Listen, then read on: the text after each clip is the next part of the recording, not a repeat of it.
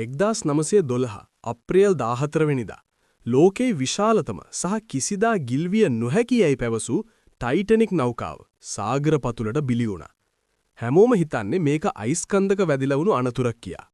නමුත් වසර 100කට පස්සේ හෙළි වුණු අලුත්ම සාක්ෂි වලින් කියවෙන්නේ මීට වඩා භයානක කතාවක්.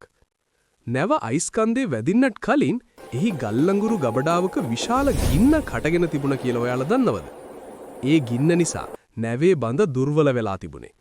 ඒ වගේම ඒ රාත්‍රියේ නැවේ දුර දක්න තිබුණු පෙට්ටියේ යතුරු අතුරුදහන් වෙලා තිබුණා.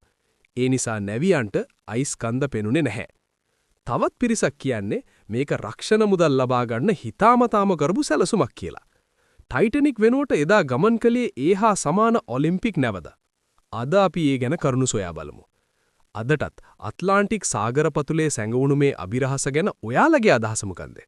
මේ වගේ ලෝකයේ පුදුම හිතන ඇත්ත කතා දැනගන්න අපිව සබ්ස්ක්‍රයිබ් කරන්න.